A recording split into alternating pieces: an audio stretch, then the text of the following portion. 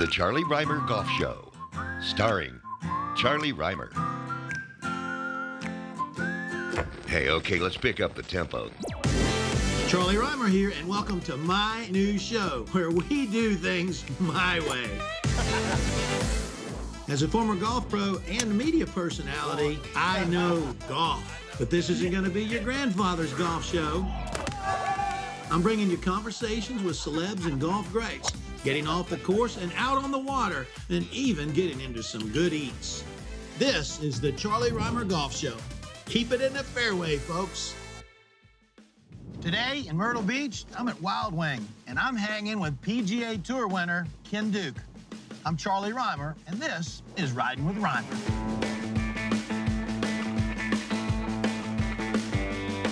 There he is, the nicest winner in the history of the PGA Tour. Ken Duke, my buddy. His only weakness is he'll show up late every now and then. Where you been? I've been waiting for you for 20 minutes. I had things to do all day, you know. I mean, if you go ahead and hit, we'll just get going. All right, you're going to like this golf course. It's Wild Wing Plantation, the Avocet Course. It's in great shape. You're going to like it. You're going to like this, too. That's sort of like a bad dream for you, Ken. You got that right. All right, let's see what you got. Add up, baby. Come on, let's roll. All right, so, Ken, I want to start with the most important stuff first. You been catching any fish? I try. You know that. I know that. Try. So give me some stories. I want to hear some fish stories. I like to throw the bait in the water quite a bit. And there's times that I travel with a rod, you know, come out and fish on courses like this as well. And you know, I just can't sit in the hotel that long. Well, I think one of the reasons that so many people support you and what you're doing in your charity, and so many fans in golf follow you, is you're very authentic. And you're very grateful for where you are, because going back to when you were a kid, at one point it looked like being a professional athlete wasn't in the cards for you. No. Tell me about dealing with scoliosis when you were a child. I remember the day when my doctor said, you know, the curve is going into your lungs. You've got to have surgery. So I have a 16-inch steel rod, titanium rod in my back. Right now? Yes, but it doesn't help me get distance. It does not help me get distance. Can you get through TSA? Every once in a while with the new updates they do. But I do a lot of hospital visits out on the PGA Tour and the PGA Tour champions to see kids that are in wheelchairs or in halos that, you know, Charlie, they're not getting out of these chairs. Yeah. They're never going to, you know, and why did I get to? You know, so it's about giving back. And, you know, it just touches me whenever I get a chance to do that. And just visit with somebody that I've never met. And obviously they see those doctors all the time. It just gets old. So to see a friendly face here and there, it's great. So you tell kids, hey, you've got this diagnosis. I had something similar too. Sure. And I've been able to become a winner on the PGA Tour. That has to really inspire some of these kids. All I'm trying to do is spread my story. You know, I know if I was, you know, a young person, somebody came up to me like that, I would have been all arms and ears just to hear what they had to say. But no, it's very nice. All right, Ken, we got us a drivable par 4.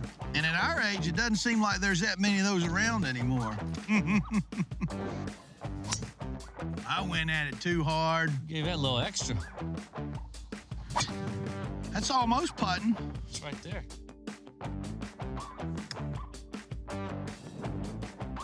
How about that?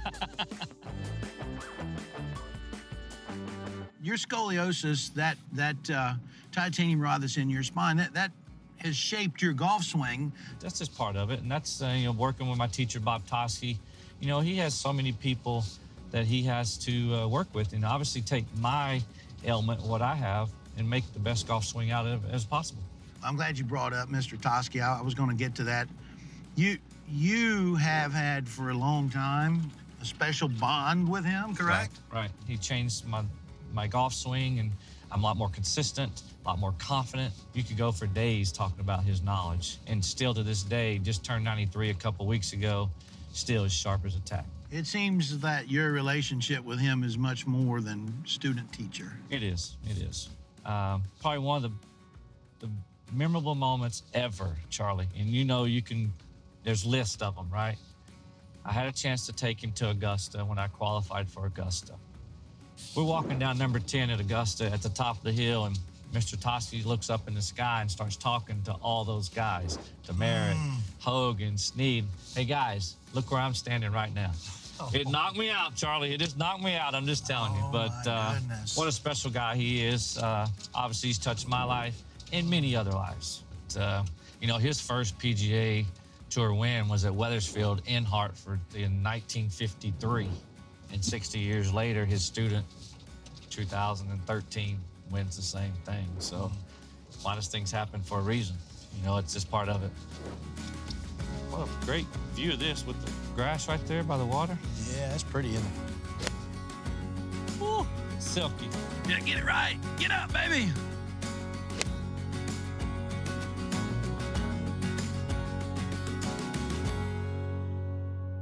You've been able, through your charity and having a really cool golf tournament every year, to raise a lot of money. Tell me a little bit about that event and who benefits from that tournament that you do. We do the Folds of Honor, which is the military, and we try to do a couple of nonprofits down in our treasure coast. So we kind of keep half the money at home, and we give half the money to the Folds of the military. So it's been wonderful. People are just knocking the doors trying to get in. We bring some country music friends in to play some music, some celebrities. Obviously, you can't do enough, but we try to do our part and donate to all the charities that we can and keep the money around where we are. That's what it's all about. Hey, Charlie, thanks for having me. It's been a great day and a great course. Yeah, such a great day. All right, Ken, finish it off with a birdie, buddy. Let's roll this thing right on in there. No! That's the way it always ends. Good run at it, buddy.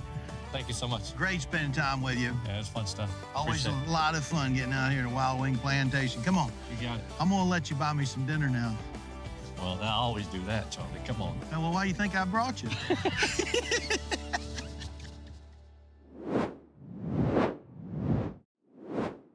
Last week on the Charlie Rymer podcast, we had the honor of speaking to the GOAT, Jerry Rice. I think we're hungry for different things. I shouldn't be out there. It's harder than it looks, isn't it? Was it 1995 against the Atlanta Falcons?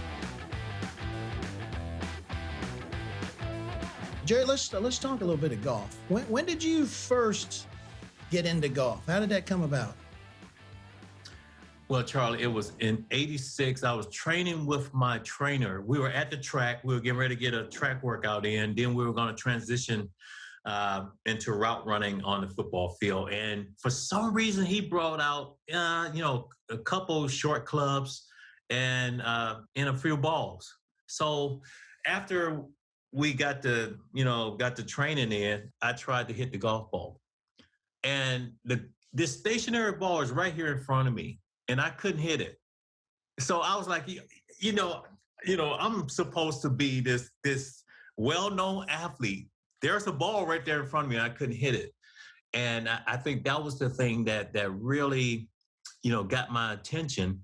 And I remember after that, I would go to work early in the morning, go to this driving range, hit golf balls, then be at my 8 o'clock meeting, practice all day till about 4:30, go back to the driving range, hit more golf balls, and work on my short game and all of that. I just, became obsessed with the game.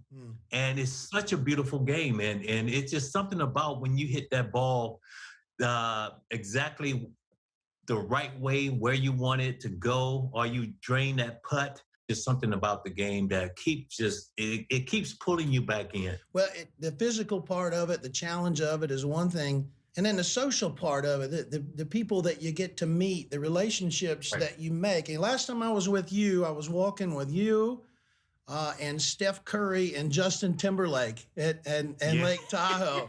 And just some of the people that you've been able to meet through the game. Who would be your favorite foursome that you'd like to play golf with? Amateur-wise or professional-wise? You go back in history if you want. If you want to go professional, you can pick whoever you want. You got to go professional-wise, Arnold Palmer, Jack Nicklaus, Tiger Woods. Yeah, I don't think we're gonna get much. Not much controversy there. Now, amateur-wise, you look at Steph Curry, Justin Timberlake, Michael Jordan, and myself. Man, that would be awesome. I mean, Steph can really play the game of golf. Yeah. And Justin Timberlake is the same way. Justin, we got on the card, so many times because, they were like, okay, you guys are going way too slow. And Justin was like, you know what? Like, no, it's okay. Hey, they came to see me. All right.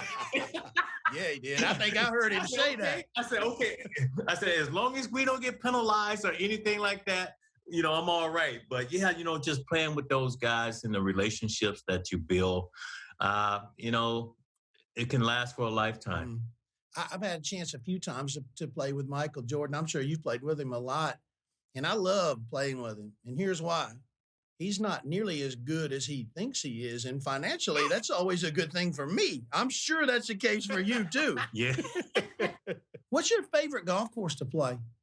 Well, one of my dream golf courses is going to be Augusta. Mm-hmm. And, I've been asked several times. It just didn't really fit into my schedule. But every time I go there, it's just like standing on hollow ground. You just said something that I don't think I've ever heard anybody say. Yeah, I've been invited several times to play Augusta, but it just hasn't been able to fit into my schedule. You get no sympathy from me on that one. Are you kidding? What's in your schedule that could be better than playing Augusta National?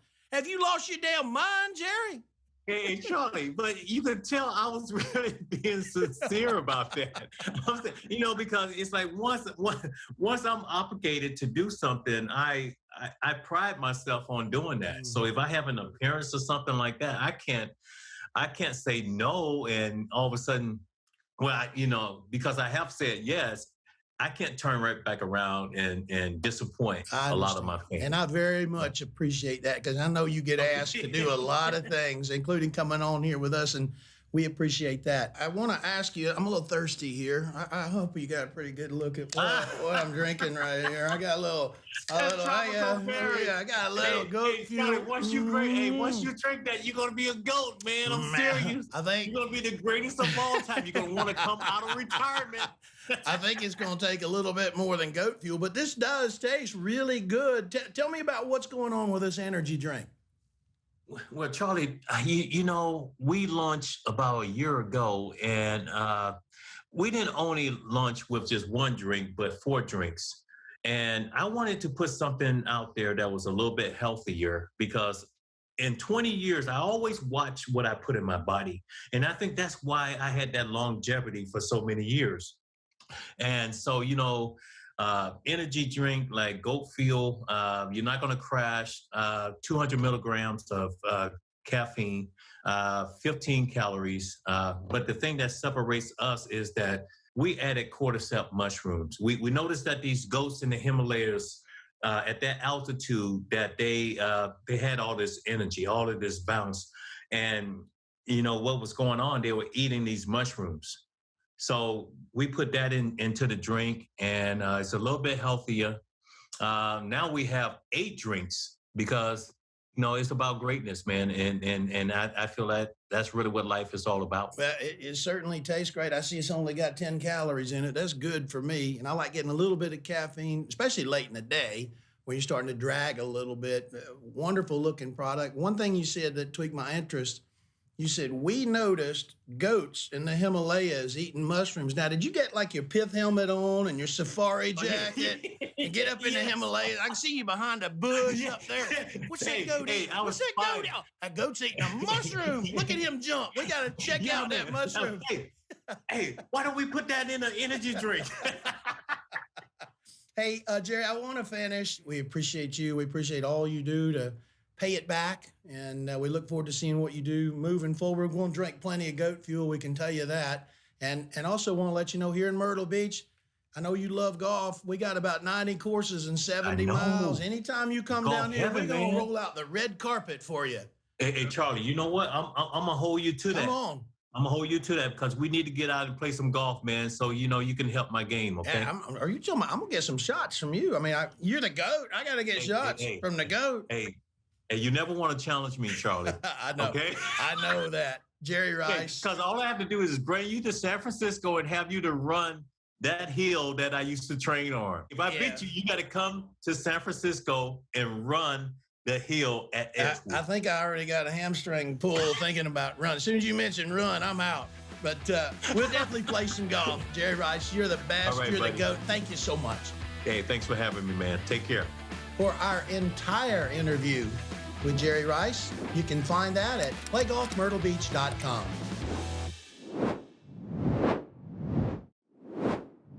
Growing up in the South, mostly on a golf course, I've seen a ton of gators. Today, I'm going to see what I can learn about these prehistoric beasts. So, Travis, you guys are located on 17 here in North Myrtle Beach, Highway 17. A lot of cars go by here.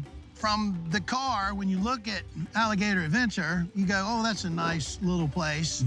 When you come in here, oh my goodness, this place is amazing. It blows me away how much wonderful wildlife you guys have in here. Just big picture, tell me a little bit about it. So, I mean, we're basically a full-blown zoo. We're a 15-acre zoological facility that specializes primarily in the alligator, obviously, but we have everything else under the sun thrown in there. We've got exotic birds, venomous snakes, bobcats, tortoises. I mean, you name it, we've got it. We've got everything here. Folks, you got to come check out Alligator Adventure. We got more to see. Come on, let's go. Let's go have a look. Let's see what we can run into. Oh, my goodness. Hello, big fella. There we go. Some of our monster gators, like this guy right here. I got one in that class in my home course, and I don't get very close to him at all. Well, they're ready. They're ready.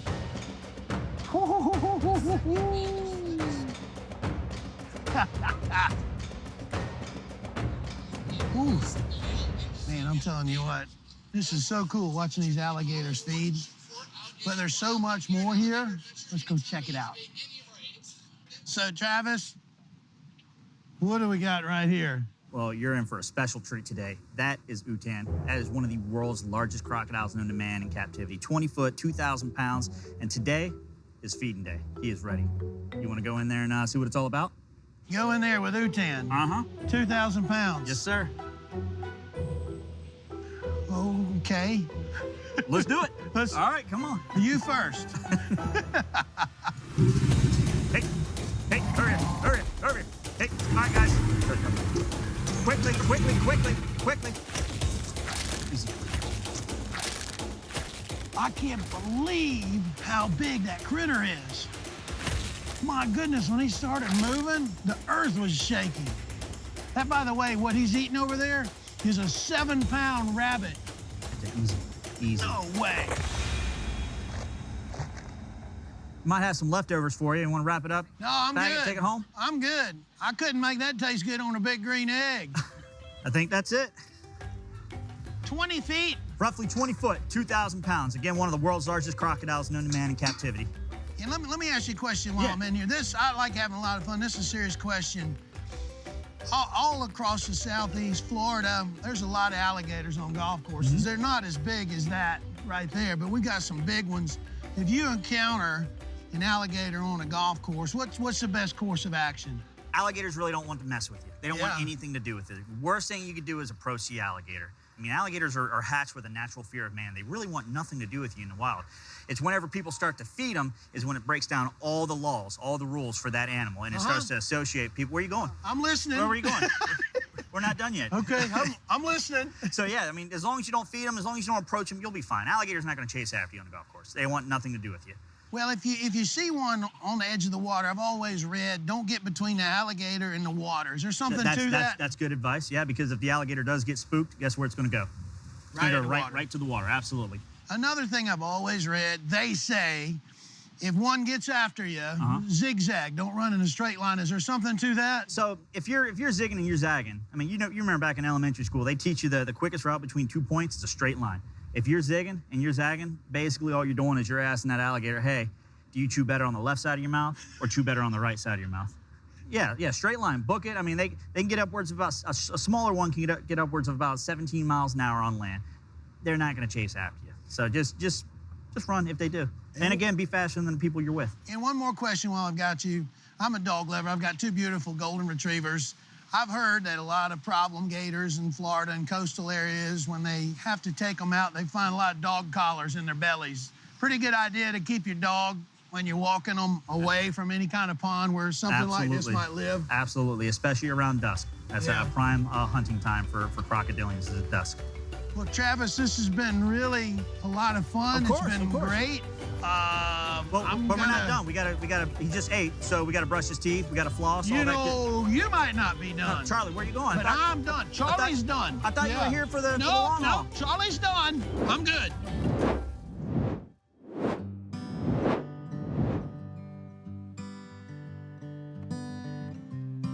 In golf, right before every shot, there is this silence. It's a golden moment that we should all cherish. That silence allows you to focus on the task at hand and gives you an opportunity to perform your best. So when life gets loud and hectic and busy, take a moment to search for the silence. It'll help you make your best swing. That's it for the Charlie Rymer Golf Show. Keep it in the fairway, folks.